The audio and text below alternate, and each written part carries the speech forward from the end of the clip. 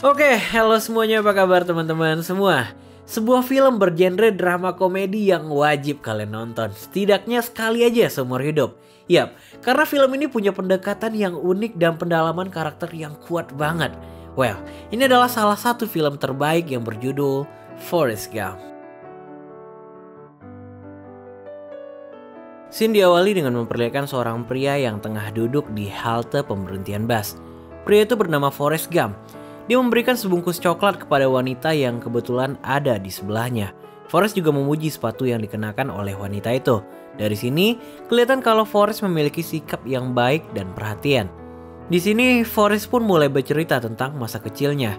Saat berumur 5 tahun, Forrest memiliki masalah pada tulang punggung yang membuatnya harus berjalan menggunakan bantuan alat. Dia juga memiliki masalah dalam kecerdasan. Tercatat IQ-nya hanya mencapai 75 poin aja. Hal ini membuatnya sangat sulit untuk mendapatkan sekolah. Sekalinya dapat sekolah, dia malah dijauhi oleh semua orang. Tapi bagaimanapun, Forrest memiliki ibu yang sangat menyayanginya. Karena memiliki rumah peninggalan yang cukup besar, ibunya menyewakan beberapa kamar yang sekaligus menjadi sumber penghasilan mereka.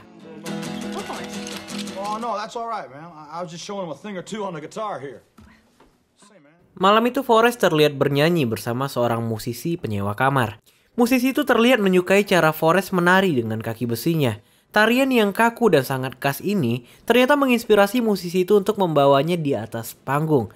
Yes, musisi itu adalah penyanyi legendaris yang sekarang kita kenal dengan nama Elvis Presley.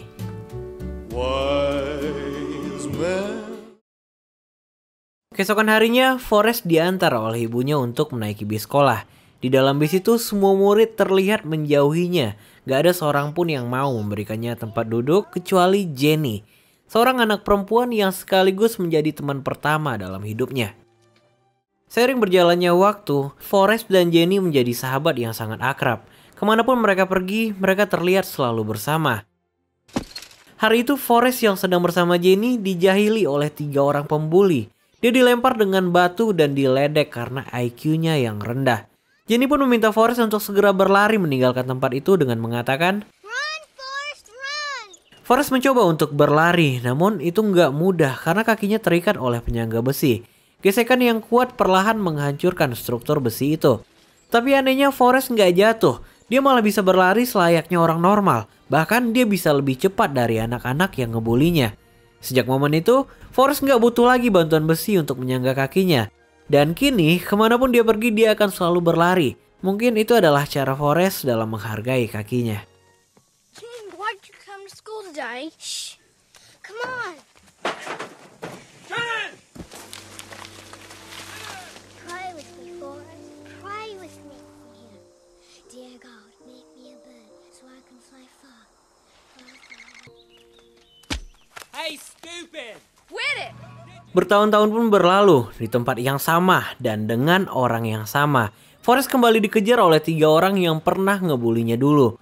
Kini mereka melempar dan mengejar Forrest menggunakan mobil. Dan kembali, Forrest mampu berlari lebih cepat. Bahkan Forrest nggak sengaja melintasi lapangan football yang dimana larinya lebih kencang daripada orang-orang di sana. Kecepatannya dalam berlari dilirik oleh seorang pelatih football yang ada di sana. Singkat cerita, kini Forrest bermain sebagai tim inti di Football Universitas Alabama, sekaligus menjadi kontribusi terbesar atas kemenangan beberapa tahun ini. Dan meskipun selalu dianggap bodoh oleh semua orang, tapi bakat dan cara hidupnya yang gak pernah neko-neko selalu membawanya ke dalam keberuntungan. Hari itu Forrest kembali datang menemui Jenny. Dia menunggu di depan pintu karena memang Jenny tinggal di tempat semacam asrama khusus perempuan gitu. Tapi saat Jenny datang, Forrest melihat bahwa pria yang bersamanya di dalam mobil mendorongnya hingga tersudut dan mobil seketika bergoyang. Tanpa tahu apa yang sebenarnya terjadi, Forrest langsung menghampiri dan menghajar laki-laki itu. Bagaimanapun, Jenny nggak bisa marah karena dia sangat paham dengan sikap Forrest. Well, keberuntungan seperti nggak pernah berhenti mendatangi Forrest. Kini karena prestasi footballnya, dia direkrut oleh tim bernama All American. Di sini, Forrest berkesempatan bertemu Presiden John F. Kennedy.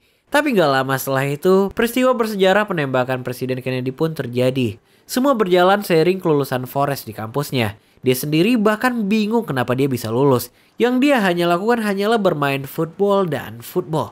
Tapi bagaimanapun Forrest sangat senang karena hal ini membuat ibunya sangat bangga kepadanya. Oh ya, perlu diingat, sebagian besar hidup Forrest hanya memikirkan dua orang, ibunya dan Jenny. Have you given any thought to your future? Well, setelah lulus tawaran bergabung sebagai tentara Amerika pun diterima oleh Forrest. Seperti awal sekolah dulu, dia kembali memasuki sebuah bus. Dan kembali juga dia dikucilkan oleh seluruh koleganya. Gak seorang pun yang mau memberikannya tempat duduk, kecuali seorang pria kulit hitam bernama Benjamin, atau lebih akrab dipanggil Baba. Benjamin Buford Blue. Obrolan pertama yang dimulai oleh Baba adalah tentang udang. Dan topik ini gak akan ada habisnya. Keluarganya berprofesi sebagai koki, spesialis udang, 2 generasi. Tapi sepertinya Baba udah bosan dengan profesi itu. Kini dia mengajak Forrest untuk berbisnis setelah mereka pensiun nanti. Dan bisnis yang ditawarkan oleh Baba adalah tentang udang. Saat berada di mes, sekilas kita diperlihatkan bahwa Forrest sangat berbakat dalam bidang yang membutuhkan kecepatan dan konsentrasi tinggi. Hal ini terbukti dari kemampuannya merakit senjata yang sangat-sangat cepat.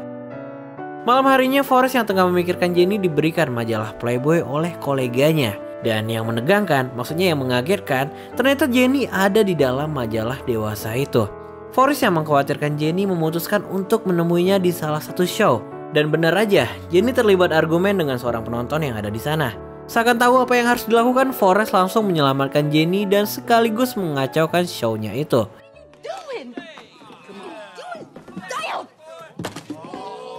Sekilas Jenny terlihat lelah dengan semuanya. Dia meminta Forrest untuk berhenti menyelamatkannya. Tanpa memberikan kesempatan, Jenny bergegas meninggalkan dan meminta Forrest untuk menjauhinya. Di akhir kalimat, Forrest ternyata berniat untuk menyampaikan bahwa dia akan segera ditugaskan ke Vietnam. Jawaban yang aneh dari Jenny, karena dia berpesan agar Forrest berhenti menjadi pemberani. Semua yang dibutuhkan hanyalah lari dan lari. Mungkin banyak arti dalam kalimat ini, tapi yang pasti Jenny terlihat mengkhawatirkannya. Sampailah Forrest di Vietnam. Dia dan Baba berada di bawah pimpinan Letnan Dan Tyler. Letnan memberikan briefing kepada mereka tentang medan yang akan mereka tempuh. Dan sampailah pada hari itu. Forrest mengaku nggak tahu banyak apa yang sebenarnya tengah mereka lakukan. Yang dia paham hanyalah mengikuti perintah. Dan perjalanan panjang ini kini telah berlangsung selama 4 bulan. Berbagai medan telah mereka lalui. Bagaimanapun, Forrest masih konsisten menuliskan surat untuk Jenny. Dia selalu menceritakan apa yang dia lihat dan apa yang dia lakukan. Tapi sayangnya, surat itu nggak pernah mendapat balasan. Keesokan harinya mereka melanjutkan perjalanan. Tengah hutan yang sepi itu, tiba-tiba terdengar deruman machine gun yang berasal dari hutan di depan mereka. Yes, itu adalah tentara Vietnam yang telah menunggu mereka. Posisi yang gak menguntungkan mengharuskan mereka untuk segera meninggalkan tempat itu. Di momen ini, Forrest kembali mendengar teriakan dan kata-kata yang sama. Yap, sekilas mungkin dia teringat Jenny sebelum akhirnya memutuskan untuk berlari. Setelah begitu jauh berlari, Forrest teringat bahwa dia telah terpisah dengan rombongannya. Baba pun juga udah nggak terlihat. Forrest akhirnya kembali untuk mencari rombongannya. Dia mulai menemukan beberapa koleganya yang tertembak jatuh, termasuk Letnan dan Baba. Sayangnya, sahabatnya Baba harus gugur di pertempuran itu.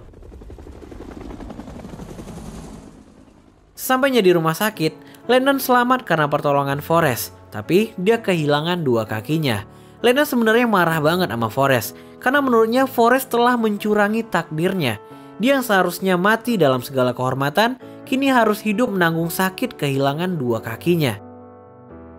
Untuk membunuh kebosanan selama berada di rumah sakit, seorang prajurit mengajarkan Forrest cara bermain pingpong. Satu kata yang mendasari karir pingpongnya yaitu jangan pernah melepaskan pandangan dari bola.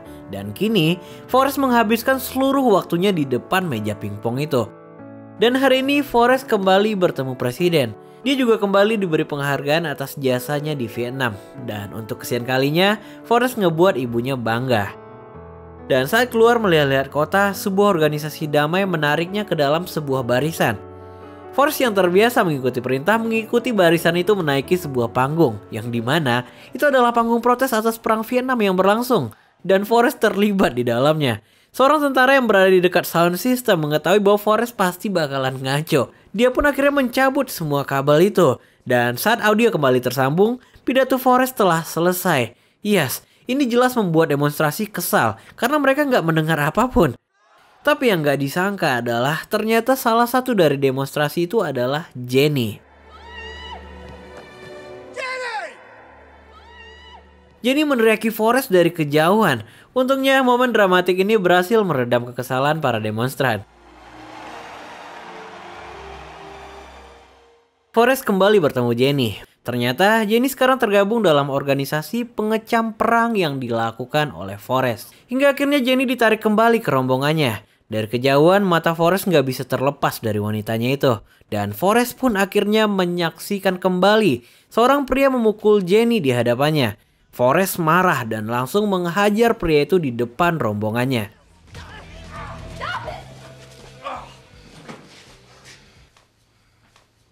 Bagaimanapun mereka berdua sangat senang bisa kembali bertemu.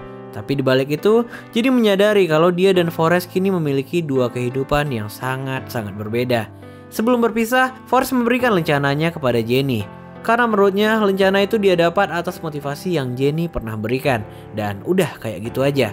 Mereka kembali terpisah tanpa tahu kapan akan bertemu lagi.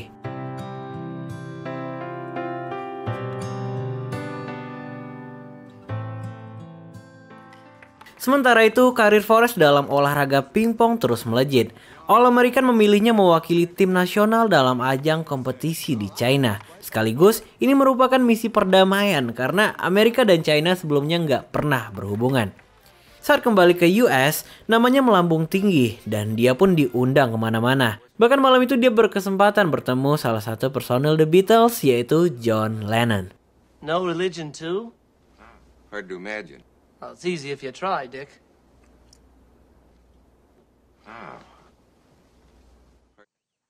Hari ini Forrest memutuskan untuk resign dari semuanya. Dia kembali ke rumah untuk bertemu sang ibu. Dia juga mengunjungi rumah Baba. Ya jelas mereka semua nggak mengenalinya. Forrest juga mengunjungi makam sahabatnya itu. Dia tahu kalau Baba sangat ingin memulai bisnis udang. Tapi perjuangannya ternyata selesai lebih awal. Maka dari itu, Forrest pun berniat untuk melanjutkan mimpi sahabatnya itu. Dengan semua gaji pensiunan yang dia dapat, dia pun membeli sebuah kapal. Kapal yang siap untuk berlayar mencari udang. Tanpa pengetahuan apapun, Forrest kini berlabuh menggunakan kapal barunya. Belinya bekas sih. Tapi ternyata mencari udang gak semudah yang dia pikir. Berjam-jam berlayar hanya satu udang yang berhasil dia dapatkan. Mungkin dia belum menyatu dengan kapalnya. Seorang pria tua pun menyarankan untuk memberikan sebuah nama pada kapal itu.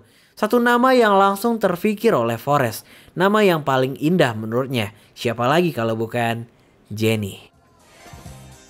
Sedangkan di belahan dunia yang berbeda, Jenny tengah asik menikmati narkotika di dalam sebuah klub bersama teman-temannya. Tapi bagaimanapun, Forrest selalu berdoa untuk kebahagiaan wanitanya itu. Sedikit gambaran tentang Jenny saat ini. Jenny terlihat selalu depresi, dikelilingi oleh lingkungan yang gelap, penuh alkohol dan narkoba. Bahkan malam itu dia hampir bunuh diri tanpa diketahui penyebabnya. Saat sampai di dermaga, ternyata Letnan Dan telah berada di sana. Yap, dia memenuhi permintaan Forrest untuk menjadi partnernya. Forrest kelihatan bahagia banget karena sekarang dia nggak bakal pernah sendiri lagi berada di lautan. Tetapi setelah berminggu-minggu lamanya mereka di tengah laut, hasilnya masih sama. Udang seperti nggak menyukai mereka. Hingga pada malam itu mereka yang berada di tengah laut diterjang oleh badai besar. Nggak ada pengalaman, nggak ada instruksi atau apapun yang bisa menyelamatkan mereka. Forrest mengaku sangat takut saat itu. Kebalikannya, Lennon malah menikmati badai itu. Dan keesokan paginya, badai ini menjadi berita utama di sana. Semua kapal di dermaga karam. Dermaga pun rusak total. Tapi satu kapal yang menarik perhatian yaitu kapal yang Forrest miliki. Louise, there's Forrest. Yes, ternyata mereka adalah satu-satunya yang bertahan dari badai itu. Sejak kejadian itu, menangkap udang menjadi hal yang sangat mudah. Badai itu mengajarkan mereka sebuah trik yang satu nelayan pun gak mengetahuinya. Are you telling me you're the owner of the Bubba Gump Shrimp? I thought it was a very lovely story. That's him right there. Tapi sayangnya, Forrest kehilangan ibunya saat dia berada di puncak karirnya. Ibunya meninggal karena kanker. Menurut Forrest, ibunya adalah seorang wanita bijak yang selalu punya cara untuk menjelaskan sesuatu kepadanya. Dan kini, aset perusahaannya yang bernama Baba Gum diinvestasikan oleh Letnan pada sebuah perusahaan yang berlogo buah. Sebuah perusahaan yang kita kenal dengan nama Apple. Simpelnya, Forrest akan terus mendapatkan uang tanpa harus bekerja. Forrest pun teringat pada sebuah nasihat dari ibunya, bahwa manusia hanya butuh sedikit uang, lebihnya untuk disumbangkan. Maka dari itu Forrest pun menyumbang dengan membangun rumah sakit nelayan, tempat ibadah, dan gak lupa memberikan bagian baba kepada keluarganya. Dan waktu-waktu pun berlalu. Entah ada angin apa di siang itu, Forrest yang selalu merindukan Jenny mendapat jawaban. Jenny datang ke rumahnya. Gak ada alasan, cuma datang aja. Forrest juga gak bertanya banyak, tapi yang dia lihat, Jenny terlihat sangat lelah. Yang dia lakukan hanyalah tidur dan tidur. Tidur layaknya orang yang belum tidur selama bertahun-tahun. Singkat cerita, hari-hari pun berlalu. Mereka menghabiskan waktu-waktu bersama, berjalan-jalan, menari, atau apapun yang membuat mereka bahagia. Hingga pada malam itu, Forrest kembali mengungkapkan perasaannya. Dia melamar Jenny. Namun Jenny masih sama. Dia menolak Forrest untuk kesekian kalinya. Untuk pertama kalinya, Forrest kelihatan sedih banget. Dia sampai bilang kalau dia memang bukan laki-laki yang pintar, tapi dia sangat mengerti perasaannya.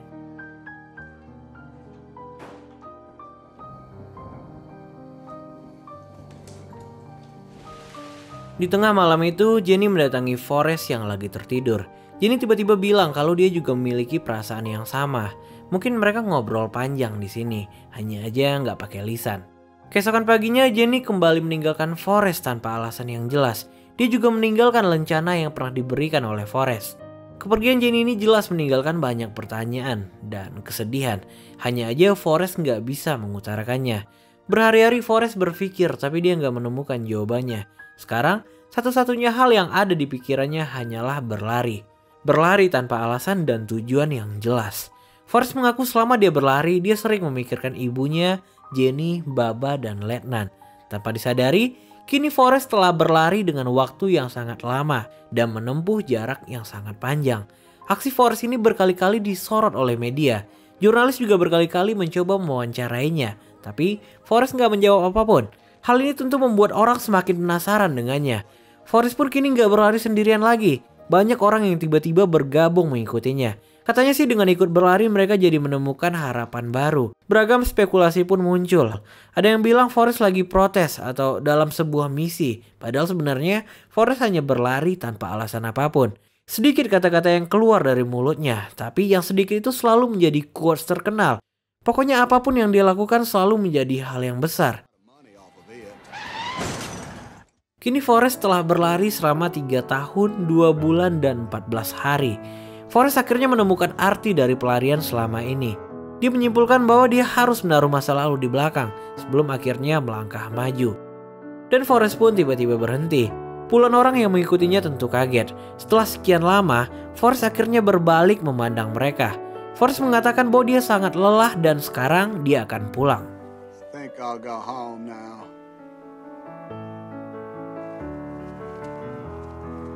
Beberapa hari setelah itu Jenny mengirimkan surat yang berisikan alamatnya. Dan kini Forrest pun menuju ke alamat itu. Forrest yang tengah kita bicarakan adalah Forrest yang sedang bercerita saat ini di pemberhentian bis. Wanita parubaya yang mendengarkan ceritanya dari awal dengan senang hati menunjukkan Forrest akan alamat yang dia cari. Sampailah Forrest di alamat itu. Jenny menyambutnya dengan sangat hangat. Jenny sekarang juga terlihat lebih fresh dengan rambut pendeknya. Tiba-tiba, seorang wanita datang mengantarkan seorang anak kecil kepada Jenny. Yap, ternyata Jenny telah menjadi seorang ibu. Anak itu bernama Forrest, sama seperti ayahnya. He got a daddy named Forrest too? You're his daddy, Forrest.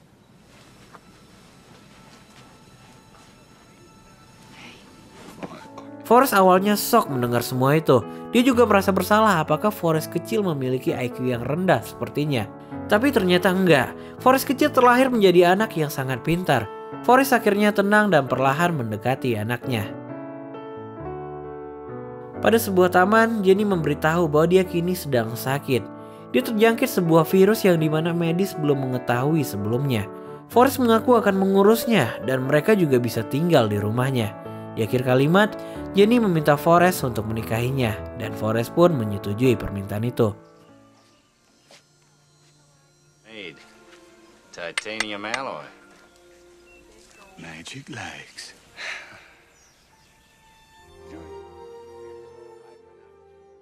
Nggak berselang berapa lama sejak hari pernikahan mereka, Jenny kembali jatuh sakit. Dia terbaring di kamar yang sama digunakan oleh ibu Forrest dulu. Forrest sempat menceritakan seluruh perjalanan panjangnya sebelum akhirnya Jenny meninggal. Kini, di depan batu nisan, Forrest yang nggak pernah terlihat sedih menangis meninggalkan kuburan Jenny. Di akhir film, Forrest terlihat mengantarkan Forrest kecil masuk ke dalam bis yang sama saat dia kecil dulu. Sebelum Forrest kecil menaiki bis itu, dia melihat ke arah ayahnya dan mengatakan bahwa dia sangat menyayangi ayahnya.